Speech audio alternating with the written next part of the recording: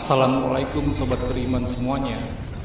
Dalam salah satu hadis yang berbunyi, jika kalian semua melihat bendera hitam dari arah Khurasan, maka datangilah bendera itu, karena sesungguhnya di sana ada Khalifatullah Al-Mahdi. Hadis riwayat Ahmad bin Hanbal. Dalam hadis ini diterangkan kalau Imam Mahdi datangnya dari arah Khurasan bersama panji-panji hitam. Kemudian banyak ulama yang menafsirkan kalau tanah Khurasan yang dimaksud dalam hadis tersebut letaknya berada di wilayah Afghanistan. Hal ini dikarenakan Afghanistan dan negeri-negeri sekitarnya memang sejak zaman kuno dikenal dengan daerah yang bernama Khurasan. Tapi benarkah Khurasan yang dimaksud dalam hadis tersebut adalah Afghanistan? Silakan simak video ini sampai dengan selesai supaya nggak gagal paham. Dalam menafsirkan ayat-ayat Al-Quran ataupun hadis, bahkan tafsir mimpi sekalipun, ada metode yang dikenal dengan metode kias, yakni mengkiaskan atau menyamakan suatu pokok persoalan dengan sesuatu yang memiliki kesamaan, baik dalam kegunaannya ataupun fungsinya.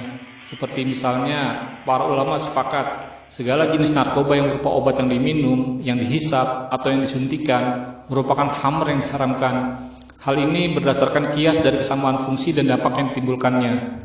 Tapi bagi orang-orang yang gak setuju dengan pendapat kalau semua jenis narkoba merupakan khamr yang diharamkan, mereka akan berdalih kalau itu hanya cocokologi saja. Sebab Al-Quran hanya melarang khamr atau miras yang berupa minuman, sedangkan jenis psikoterapika berbeda dengan minuman. Begitu pula gandum atau korma yang biasa Rasulullah gunakan untuk membayar zakat fitrah, yang para ulama mengkiaskan kalau makanan pokok yang biasa dikonsumsi di setiap daerah masing-masing memiliki kesamaan dengan kurma atau gandum, sehingga bisa digunakan untuk membayar zakat fitrah. Bahkan metode kias juga pernah dipakai oleh Nabi Yusuf dalam menafsirkan mimpi Raja Mesir. Yusuf mengkiaskan 7 sapi yang gemuk dimakan dengan 7 sapi yang kurus, yang ditafsirkan oleh Yusuf dengan 7 tahun masa panen dengan 7 tahun masa paceklik. Kalau seandainya saja Raja Mesir pada saat itu tidak setuju dengan pendapatnya Yusuf, kemudian tafsir Yusuf itu dianggap cuma cocokologi saja, tentunya yang menderita bukan hanya raja, tapi juga semua orang di bawah kepemimpinannya akan ikut menderita karena menolak kebenaran yang disampaikan oleh Nabi Yusuf. Lalu, apa hubungannya metode kias dengan hadis yang menerangkan kalau Imam Mahdi nanti datangnya dari arah Khurasan? Jelas sangat erat kaitannya, sebab keterangan hadis tersebut bertentangan dengan keterangan Quran Surat An-Nur ayat 35. Dalam ayat tersebut diterangkan kalau lokasi tempat kediaman orang yang akan melindungi agama Allah nantinya bukan berasal dari umat Islam yang berada di bumi bagian barat ataupun bumi bagian timur, sedangkan Afghanistan letaknya berada di bumi bagian timur. Padahal Quran Surat An-Nur ayat 35 menerangkan kalau orang yang akan melindungi dinullah nantinya umat Islam yang bermukim di wilayah yang dilalui garis khatulistiwa, dan ciri-ciri negeri tersebut mayoritas penduduknya beragama Islam. Mengenai hal ini, kalau mau tahu lebih jelasnya, teman-teman bisa menyimaknya di video saya yang sebelumnya. Untuk linknya bisa lihat di deskripsi di bawah video ini.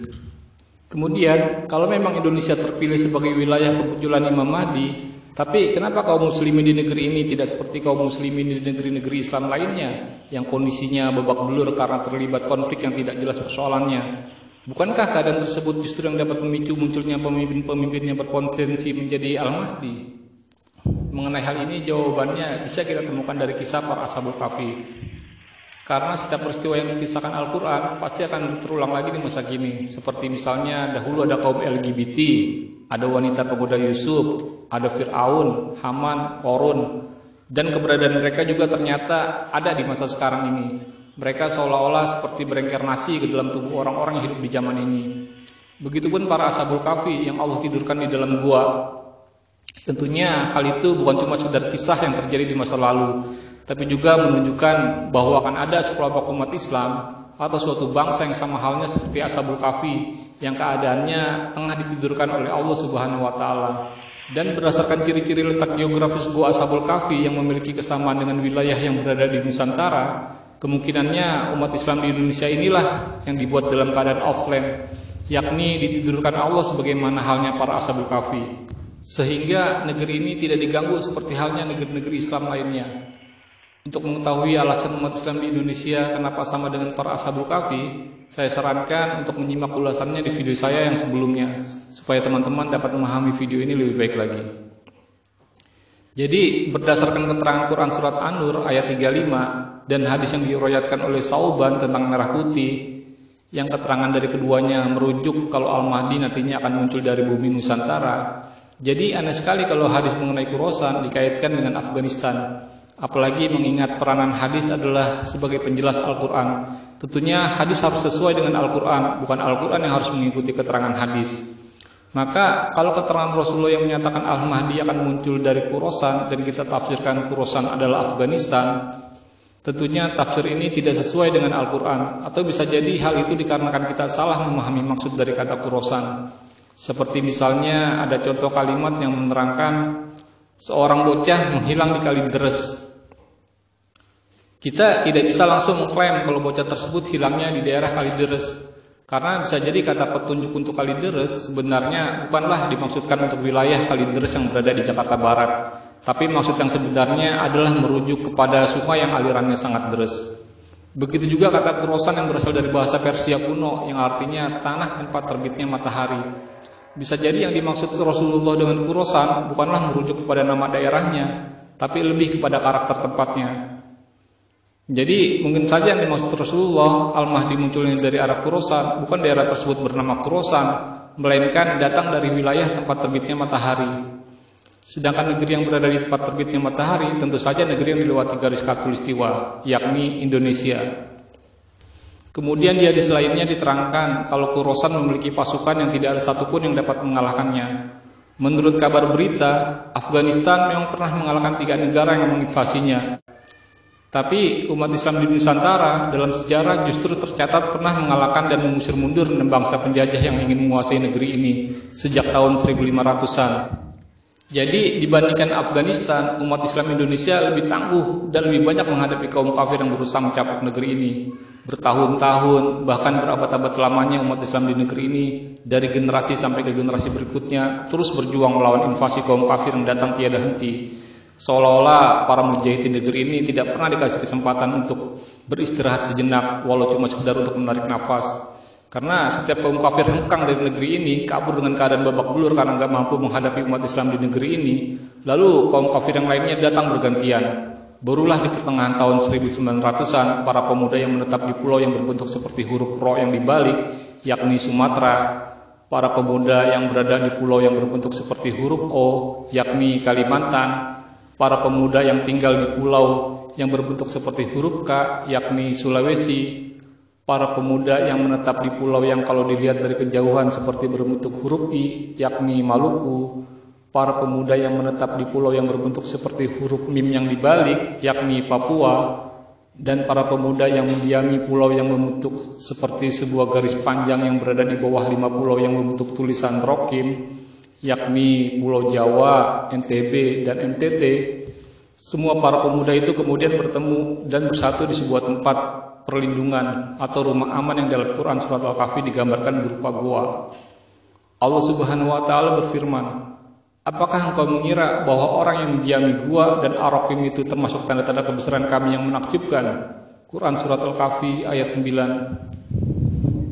Bagi orang-orang yang menyadari kalau Kepulauan Nusantara ini membentuk tulisan Ar-Rakim, hal ini tentu saja menakjubkan. Sebab dengan bentuk Pulau Sumatera dan Pulau Papua yang berbentuk seperti huruf hijaiyah yang terbalik, benar-benar menunjukkan tanda-tanda kebesaran Allah.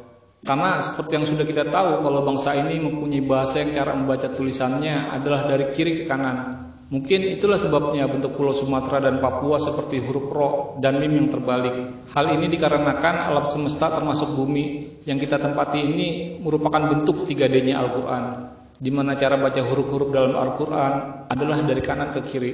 Sehingga kalau kita ingin baca tulisan tersebut sebagaimana cara kita membaca ayat-ayat dalam Al-Quran, maka kita harus membalik tulisan itu terlebih dahulu. Dan kalau kita balik tulisan tersebut, tetap akan terbaca Rokim. Allah Subhanahu wa taala berfirman, "Dan apabila kamu meninggalkan mereka dan apa yang mereka sembah selain Allah, maka carilah tempat berlindung ke dalam gua. Niscaya Rabbmu akan melimpahkan sebagian rahmatnya kepadamu dan menyediakan sesuatu yang berguna bagimu dalam urusanmu." Quran surat Al-Kahfi ayat 16.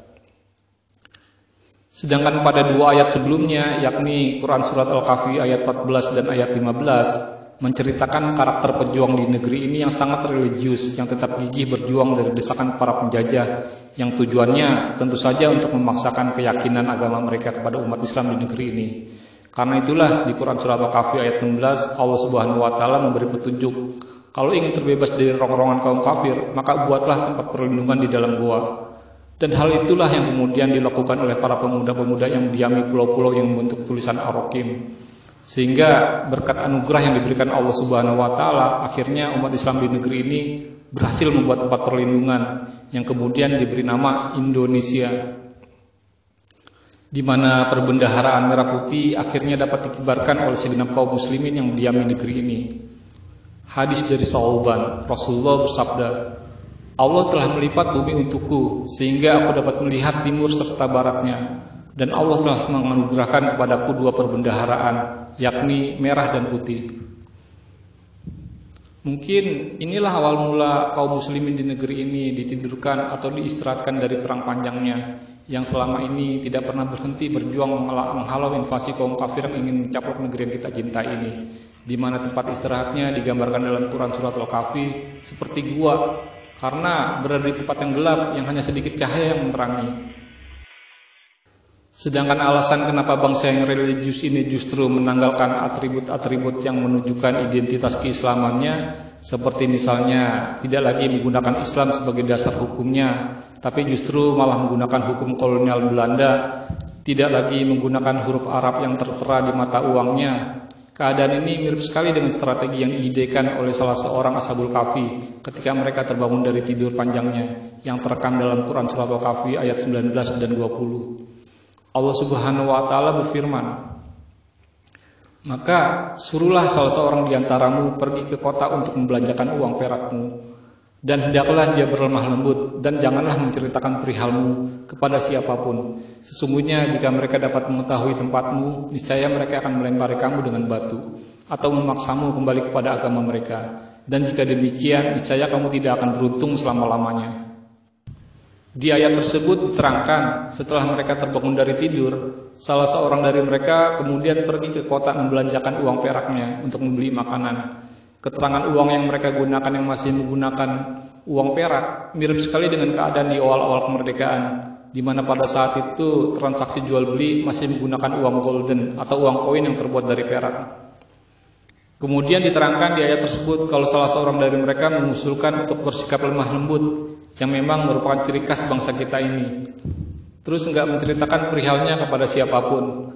Hal ini terbukti kalau sejarah bangsa ini sedikit sekali yang diketahui. Dan merahasiakan lokasi gua, artinya merahasiakan identitas keislaman kita sebagai bangsa yang religius. Sebab enggak mungkin kan bangsa yang merdeka tidak diketahui lokasi keberadaannya. Tiga ide strategi ini bertujuan supaya para Ashabul Kahfi tidak dilempari batu, yang merupakan kata kiasan dari tidak dihujani oleh bom dan peluru. Sedangkan kata supaya tidak memaksamu kembali ke agama mereka merupakan kata kiasan supaya bangsa ini tidak lagi dijajah oleh mereka. Bukti lainnya kalau para Ashabul Kahfi adalah umat Islam yang berada di negeri ini, dapat kita lihat dari letak gua Ashabul Kahfi yang memiliki kemiripan geografisnya dengan negeri ini. Allah Subhanahu wa taala berfirman, dan engkau akan melihat matahari ketika terbit condong dari gua mereka ke sebelah kanan, dan apabila matahari itu terbenam menjauhi mereka ke sebelah kiri, sedang mereka berada dalam tempat yang luas di dalam gua itu. Quran surat Al-Kahfi ayat 17. Dari keterangan ayat tersebut terbukti kalau lokasi yang digambarkan adalah wilayah Nusantara. Bahkan keterangan kalau para Ashabul Kahfi itu berada di tempat yang luas sesuai sekali dengan wilayah Indonesia sebagai negeri yang paling luas dibandingkan negeri-negeri muslim lainnya, yakni dengan luas wilayah 1.910.931 km persegi. Sedangkan tidur merupakan istirahat dapat kita lihat dalam Quran surat Al-Furqan ayat 47. Allah Subhanahu wa taala berfirman, dan dialah yang menjadikan malam untukmu sebagai pakaian dan tidur untukmu sebagai istirahat. Dan umat Islam yang berada di Nusantara ini yang digambarkan dalam Quran surat Al-Kahfi akan tertidur selama 309 tahun lamanya, di mana setelah waktu tersebut keadaan umat Islam sudah dalam keadaan aman dari gangguan yang disebabkan oleh orang-orang kafir. Dan kalau kita menggunakan rumus persamaan jarak waktu sholat yang 5 waktu dengan jarak waktu diutusnya 5 Nabi Ulul Azmi dengan skala perbandingannya 1 jamnya sama dengan 200 tahun, maka kita akan menemukan kalau angka tahun kedatangannya Al-Mahdi ternyata sesuai dengan lamanya tidur para Ashabul Kahfi. Untuk lebih jelasnya mengenai hal ini, silakan simak video saya yang berjudul Cara Mengetahui Tahun Kedatangan Imam Mahdi. Jadi berdasarkan hadis kalau kedatangan Al-Mahdi dari arah Khurasan, menurut saya tafsir yang tepat untuk Khurasan atau tanah tempat terbitnya matahari adalah wilayah yang berada di Indonesia. Hal ini diperkuat lagi dengan keterangan Al-Quran surat Al-Kahfi ayat 17, bahwasanya lokasi Gua Ashabul Kahfi berada di tempat terbitnya matahari. Sedangkan keadaan umat Islam yang kondisinya seperti Ashabul Kahfi, yakni yang saat ini sedang tidur beristirahat setelah bertempur menghalau pasukan kafir, adalah Indonesia, di mana peperangan menghadapi kaum kafir yang berlangsung berabad-abad lamanya sangat sesuai sekali dengan hadis Khurasan tersebut, bahwa mereka memiliki pasukan tangguh yang tidak terkalahkan, dengan bukti 6 negara yang berusaha mencaplok negeri ini tidak pernah berhasil. Jadi hadis Khurasan dan pasukannya yang tidak terkalahkan tentunya lebih tepat bila ditafsirkan sebagai umat Islam Indonesia. Tapi sayangnya hadis tersebut tidak bisa kita jadikan hujah. Sebab menurut para ulama-ulama terdahulu, hadis mengenai panji-panji hitam yang datang dari Khurasan ini adalah hadis palsu yang sengaja disisipkan oleh kaum Syiah dengan tujuan politik. Mengenai hal ini teman-teman bisa cek sendiri di kitab-kitab yang membahas mengenai derajat hadis ini, atau di situs-situs Islam yang teman-teman percayai. Atau silakan teman-teman baca artikelnya di situs yang sudah saya siapkan di kolom deskripsi. Wallahu a'lam bishawab.